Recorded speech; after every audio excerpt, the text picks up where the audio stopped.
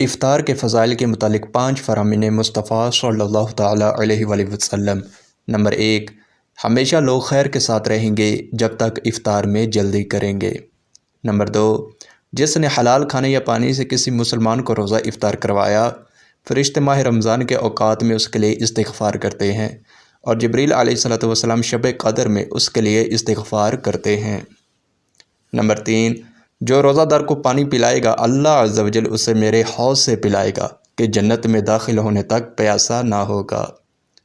Number 4، جو حلال کمائی سے رمضان میں روزہ افطار کروائے، رمضان کے تمام راتوں میں فرشتے اس پر درود بھیجتے ہیں، اور شب قدر میں جبریل علیہ السلام اس سے مصافحہ کرتے ہیں، اور جسے جبریل علیہ السلام مصافحہ کر لیں اس کی آنکھیں اشک بار ہو جاتی ہے اور اس کا دل نرم ہو جاتا ہے۔